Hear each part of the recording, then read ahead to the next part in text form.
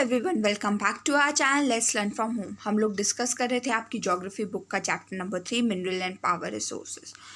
हम लोग already discuss कर चुके हैं कि मिनरल्स क्या होते हैं, और लास्ट वीडियो में हम लोगों ने डिस्कस किया था पावर रिसोर्सेज, जिसमें हमने डिस्कस किया था कि पावर किसे बोलते हैं, कैसे प्रोड्यूस, ये कैसे हमारी डेली लाइफ में काम आती है, प्रोड्यूस होती है। और हमने डिस्कस किया था कन्वेंशनल सोर्सेज ऑफ एनर्जी। तो आज इस वीडियो में हम लोग पढ़ने वाले डिटेल में कि non conventional sources of energy क्या होते हैं। अगर आपने वो सारी वीडियोस नहीं देखी है तो प्लीज़ आप हमारे चैनल के प्लेलिस्ट में जाकर उसे अब भी चेक कीजिए और देखिए। तो वो जब तक आप कॉन्सेप्ट नहीं समझेंगे तो आपको ये नहीं समझ में आएगा। ओके, सो आगे बढ़ते हैं। Non conventional sources of energy है जो बेसिकली एक ऑल्टरनेटिव की तरह हमारे सामने आए हैं। ऑल्टरनेटिव किस चीज़ का अगर हम बात करें तो कन्वेंशनल सोर्सेज ऑफ एनर्जी के एज अ ऑल्टरनेटिव। तो जैसा कि हम लोग जानते हैं कि कन्वेंशनल सोर्सेज कोल, पेट्रोलियम, फॉसिल फ्यूल्स, ये इनकी जो डिमांड है डेली बहुत ज़्यादा बढ़ती जा रही है, क्योंकि इनका हमारी लाइफ में हम इसको डेली बहुत अच्छी क्वांटिटी में यूज़ करते हैं, तो इसकी कहीं ना कहीं शॉर्टेज आती जा रही है और ये धीरे धीरे एग्जॉस्ट होते जा रहे हैं। तो अब क्वेश्चन है कि हम इसका क्या हम एज अ ऑल्टरनेटिव चूज़ करें। तो ये non conventional sources of energy हैं, जिसमें हम आते हैं solar energy, wind energy, tidal energy and biogas, nuclear power energy. तो ये सारी एनर्जी जो है non conventional sources of energy में आता है। ये सारी जो एनर्जी है, सोलर एनर्जी, अगर हम विंड एनर्जी की बात करें, टाइडल एनर्जी, तो इनको सेटअप करने में वन टाइम इन्वेस्टमेंट है and they are quite renewable. आप हम इन्हें खुद रिन्यू हमें नहीं करना पड़ता है। नेचर जैसे सन की रेस, विंड जब तेज़ हवा चलती है तो इलेक्ट्रिसिटी पावर जनरेट हो जाती है। एंड अगर हम बात करें कन्वेंशनल सोर्सेज ऑफ एनर्जी की, तो वो सिर्फ वो एग्जॉस्ट हो रहे थे, हमारे एनवायरनमेंट को भी काफ़ी नुकसान पहुंचा रहे थे। Pollution, ozone layer depletion, green house gases में जो है एकदम राइज हुआ, जिसकी वजह से ग्लोबल वार्मिंग एकदम बहुत ज़्यादा बढ़ गया। तो इसलिए non conventional sources of energy बहुत वैल्यूएबल, इनएग्जॉस्टेबल रिसोर्सेज जो है माने गए। और इसके जो सेटअप्स हैं या जो जहाँ पर ये सेटअप किए गए हैं इनके पावर प्लांट्स, वो बहुत सक्सेसफुल रहा है इंडिया और वर्ल्ड में भी। तो एक एक करके इन सबको हम डिस्कस करेंगे। सबसे पहले हम बात करते हैं सोलर एनर्जी की। तो सोलर एनर्जी, आपको नाम से समझ में आ रहा है कि सोलर, सन से जो एनर्जी हमें मिलती है हम उसको एक्सट्रैक्ट करके ट्रैप करके जो है इलेक्ट्रिसिटी जो है प्रोड्यूस करते हैं। तो ये सोलर पैनल्स लगाए जाते हैं, जो ऐसे आप लोग पिक्चर्स में देख सकते हैं। तो आप इसे कहीं पे भी, जो बहुत खुली सी जगह हो, आप लोगों की छत हो जहाँ पे सन रेज डायरेक्टली आती हो, तो हम वहाँ पे सोलर पैनल्स लगा सकते हैं।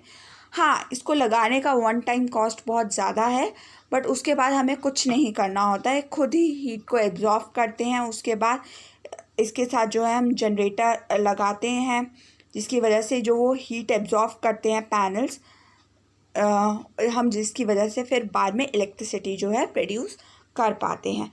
सोलर एनर्जी जो है इंडिया और वर्ल्ड में बहुत न्यू टेक्नोलॉजी आ रही है सोलर एनर्जी की।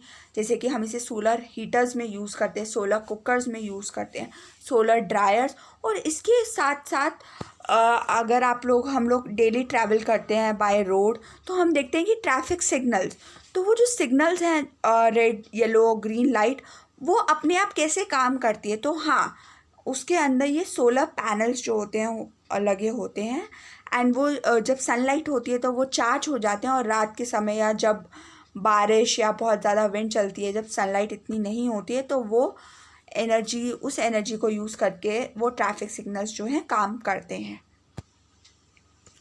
अब बात करते हैं विंड एनर्जी। तो ये भी एक विंड जो है, जैसा कि हम सब जानते हैं, इनएग्जॉस्टेबल सोर्स है एनर्जी का। विंड मिल्स जो हैं बहुत जगह इंस्टॉल किए गए हैं वर्ल्ड में, जैसे कि Netherland, Germany, Denmark, UK, USA और स्पेन में। और इसको जो ये विंड मिल्स हैं, विंड मिल फार्म जो है सेटअप किए जाते हैं। विंड मिल्स कुछ ऐसे होते हैं दिखने में कि ये ज़मीन से ऐसे अटैच कर दिए जाते हैं और ऐसे ये जो है विंड मिल्स लगाई जाती हैं एक जगह पर। एक जैसे फार्म है तो उधर 4-5 विंड मिल्स लगा दी जाती हैं, ताकि जब बहुत ज़्यादा तेज़ हवाएं चलती है, विंड चलती है, तो वो विंड मिल जो है रोटेट होती है, जिसकी वजह से उसके पीछे उसके साथ जो है एक जनरेटर अटैच होता है, जिसकी वजह से वो इलेक्ट्रिसिटी हम लोग प्रोड्यूस कर पाते हैं। तो ये बहुत एक सक्सेसफुल रहा है, जहाँ पे भी ये विंड मिल्स फार्म्स लगे हुए हैं नीदरलैंड, जर्मनी में। ओके, सो अब बात करते हैं हम न्यूक्लियर पावर। सो न्यूक्लियर पावर की ये जो एनर्जी है, हम बेसिकली जो है एटम से जो है, ये एटम में आप लोगों ने सुना होगा एक न्यूक्लियस होता है सेंटर में। तो ये नेचुरली अकरिंग ये जो रेडियो एक्टिव एलिमेंट्स हैं हमारे, यूरेनियम और थोरियम, ये दो फ्यूल्स हैं, इसकी वजह से है, इसको यूज़ करके जो है हम न्यूक्लियर पावर एनर्जी जो है प्रोड्यूस करते हैं। तो बेसिकली सबसे पहले न्यूक्लियर रिएक्टर्स में कुछ ऐसे दिखने में होते हैं। इसके अंदर सबसे पहले न्यूक्लियर फिशन होता है, जिसकी वजह से ये हॉट वाटर के ज़रिए फिर वो टरबाइन में जाता है और ये टरबाइन घूमते हैं जब ये हॉट वाटर इसको टच करता है, और जनरेटर में मूव होने के बाद ये इलेक्ट्रिसिटी प्रोड्यूस होती है। तो जो न्यूक्लियर पावर का ये जो फर्स्ट स्टेप है, यहाँ पर हीट के ज़रिए ये जो आपके यूरेनियम और थोरियम है, ये ना आपस में बहुत जल्दी जो है मल्टीप्लाई होते हैं। मल्टीप्लाई मतलब कि ये बहुत तेज़ी से अपनी जो क्वांटिटी है इंक्रीज़ करेंगे। तो सबसे पहले इनको न्यूक्लियर रिएक्टर में इनका न्यूक्लियर फिशन होता है, जिसकी वजह से हम जो है पावर को जो है प्रोड्यूस कर पाते हैं। We can able to emit power. Okay, so जो ग्रेटेस्ट प्रोड्यूसर्स हैं न्यूक्लियर पावर के, वो हैं यूएसए और यूरोप। इंडिया में झारखंड और राजस्थान में हमें यूरेनियम के बहुत अच्छी क्वांटिटी में हमारे पास जो है डिपॉजिट्स हैं।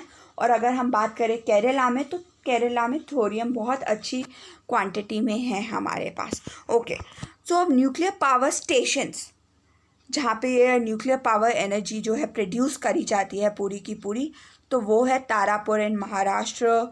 उसके अलावा राजस्थान में है कोटा में, यूपी, कर्नाटका, तमिलनाडु, यहाँ न्यूक्लियर पावर स्टेशंस इंडिया में लगे हुए हैं, and they are quite successful. Okay, अब बात करते हैं जियोथर्मल एनर्जी। तो जैसा कि आप जानते हैं कि हमारी जो अर्थ है उसके अंदर जो है कितनी ज़्यादा हीट है। ये बात हम लोग एक बहुत नॉर्मल सी एक स्टडी है, आप लोगों ने 7th क्लास में पढ़ा होगा कि हमारी अर्थ की 3 लेयर्स हैं। सबसे ऊपर वाली जो है क्रस्ट, उसके अगर हम जैसे जैसे डीपर जाएंगे तो सेकेंड लेयर जो आती है मेंटल, और सबसे नीचे होती है कोर। अगर आपको इस कॉन्सेप्ट में कोई प्रॉब्लम है या नहीं समझ में आया, तो 7th क्लास की एक प्लेलिस्ट है, आप उसमें जाके इस वीडियो को चेक कर सकते हैं। तो जो मेंटल वाली जो लेयर होती है, वहाँ पे बहुत जैसे जैसे हम नीचे जाते जाएंगे तो हम मेंटल लेयर पे पहुँचते जाएंगे। वो उधर जो होता है ना, हीट बहुत ज़्यादा होती है, और टेम्परेचर जो होता है, जैसे जैसे हम अर्थ की इंटीरियर में डिग करेंगे तो जो टेम्परेचर जो है अर्थ का धीरे धीरे बढ़ता है। अर्थ के अंदर वाला जो टेम्परेचर होता है बेसिकली। तो इस एनर्जी को जो हम यूज़ करके इलेक्ट्रिसिटी है, जो पावर को है, जो हम प्रोड्यूस करते हैं। ठीक है, आप इस कॉन्सेप्ट को ऐसे भी समझ सकते हैं कि हमारी अर्थ के अंदर कितना जो है, कितनी हीट है, कि आप लोग देखते होंगे कि हमारे जो रॉक्स हैं, हम लोगों ने 7th क्लास में पढ़ा था इग्नियस रॉक्स की कैसे फॉर्मेशन होती है। तो अर्थ के अंदर से मोल्टन मैग्मा बाहर आता है। तो मोल्टन मैग्मा जो है कितना लावा जो है कितना गर्म होता है, और जब वो कूल डाउन होता है तो इग्नियस रॉक्स बनते हैं। इन द सेम वे हमारी अर्थ पे कुछ क्रैक्स बने होते हैं। उस क्रैक्स में से छोटे छोटे ऐसे स्प्रिंकल टाइप में बाहर आते हैं, जिसको हम बोलते हैं हॉट स्प्रिंग्स, जिनको हम यूज़ करते हैं कुकिंग, हीटिंग, बाथिंग के लिए। और ये आज की बात नहीं, हम इस टेक्नोलॉजी को बहुत पहले से यूज़ करते आ रहे हैं, बहुत सेवरल ईयर्स हो गए हैं। और वर्ल्ड में यूएसए में बहुत बड़ा जियोथर्मल पावर प्लांट है, फॉलोड बाय न्यूजीलैंड में भी है, फिलीपींस में भी है, नॉर्थ सेंट्रल अमेरिका में है, सॉरी। अगर हम बात करें इंडिया में तो हिमाचल प्रदेश और लद्दाख में है जियोथर्मल एनर्जी का हम बहुत अच्छे से यूज़ कर पा रहे हैं। ओके तो ये आप लोगों को एक पिक्चर के ज़रिए ये आपकी बुक की है। तो ये आप देख रहे हैं एक नेचुरल क्रैक है जो लैंड मास में हो रखा है। तो हम क्या करते हैं, इसे वेल या वाटर पाइपलाइंस लगा देते हैं, जिसकी वजह से ये टरबाइन को हम साथ में और जनरेटर को साथ कनेक्ट कर देते हैं। टरबाइन जब वाटर तेज़ बहाव में आएगा तो ये टरबाइन मूव करेगा और इस जनरेटर की मदद से हम इलेक्ट्रिसिटी को है जो प्रोड्यूस कर पाते हैं। Okay, last but not the least tidal energy की बात करेंगे। तो टाइडल एनर्जी जो है बेसिकली जो वाटर में, समुद्र में जो तेज़ लहरें आती हैं, आप लोगों ने सुना होगा हाई टाइड्स और लो टाइड्स। तो बेसिकली टाइड्स लूनर इक्लिप्स जब होता है तब आती है। लूनर इक्लिप्स आपको पता है सन, अर्थ और मून जब एक लाइन में आ जाते हैं तो तब लूनर इक्लिप्स होता है और तब ये टाइड्स आती हैं। तो टाइड्स जब बहुत हाई और जब बहुत लो होती है तब हम उसे हार्नेस करके वहाँ पर डैम्स बनाते हैं और हम उसे हार्नेस करके जो है ये टाइड से जो है हम उस टाइड की जो एनर्जी होती है हम उसको टरबाइन के थ्रू, टरबाइन की मदद से टर्न करके जो है इलेक्ट्रिसिटी का प्रोड्यूस करते हैं। तो ये टेक्नोलॉजी वर्ल्ड में रशिया और फ्रांस में यूज़ करी जा रही है। टाइडल मिल फार्म्स हैं वहाँ पर, और इंडिया में नियर गल्फ ऑफ कच्छ वहाँ पर यूज़ हो रही है। गल्फ ऑफ कच्छ गुजरात के पास है। ओके, सो बेसिकली ये एक आपकी बुक में इमेज है। तो ये आप लोग देख रहे हैं हाई टाइड्स, यहाँ ये जनरेटर लगा हुआ है। जनरेटर की मदद से हम जो है पानी के बहाव को कंट्रोल करके इलेक्ट्रिसिटी प्रोड्यूस करते हैं। ओके, अब बात करते हैं लास्ट, आज का टॉपिक ये रहेगा हमारा बायोगैस। ओके, सो ये जो बायोगैस है बेसिकली वो ऑर्गेनिक वेस्ट से बनाई जाती है। Organic waste dead plants, animals, जो हमारा किचन का जो वेस्ट होता है या एनिमल डंग, उसको हम कन्वर्ट करके जो है गैशियस फ्यूल में हम उसको कन्वर्ट करते हैं। तो जो दो गैसेस जो बनती हैं वो है मीथेन और कार्बन डाइऑक्साइड। तो इन दोनों के जो ऑर्गेनिक जो वेस्ट है उसको एक डीकम्पोजर में डाला जाता है। ये आप लोग देख रहे हैं इस पिक्चर में।